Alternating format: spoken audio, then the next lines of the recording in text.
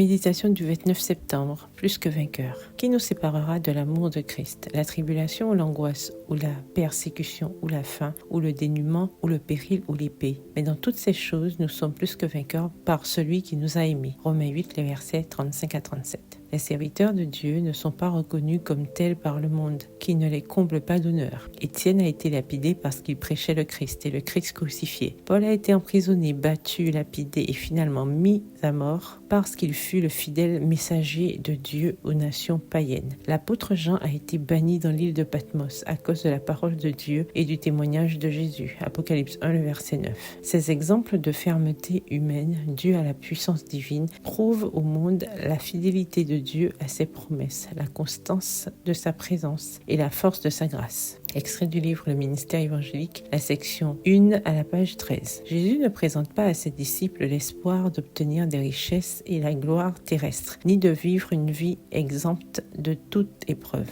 Il les invite au contraire à le suivre sur le chemin du renoncement et de l'opprobre. Celui qui était venu pour sauver l'humanité a dû affronter l'opposition des forces réunies du mal. De tout temps, Satan a tourmenté le peuple de Dieu. Il les a torturés et mis à mort, mais en mourant, ils sont devenus des conquérants. Ils ont témoigné de la puissance de celui qui est plus fort que Satan. Les hommes méchants peuvent torturer et tuer le corps, mais ne peuvent exterminer ceux dont la vie est cachée avec le Christ en Dieu. Ils peuvent emprisonner des hommes et des femmes, mais ne peuvent lier l'esprit. Par l'épreuve et la persécution, la gloire, le caractère de Dieu est révélé chez les élus. Ceux qui croient en Christ, qui sont haïs et opprimés, sont formés et disciplinés à l'école du Christ. Sur terre, ils marchent sur des sentiers étroits. Ils sont purifiés dans la fournaise de l'affliction. Ils suivent le Sauveur à travers de douloureux conflits, supportent le renoncement et vivent d'amères déceptions, mais apprennent ainsi la culpabilité et l'infortune du péché et le considèrent avec horreur. En participant aux souffrances du Christ, ils peuvent contempler sa gloire au-delà de l'obscurité et dire « J'estime qu'il n'y a pas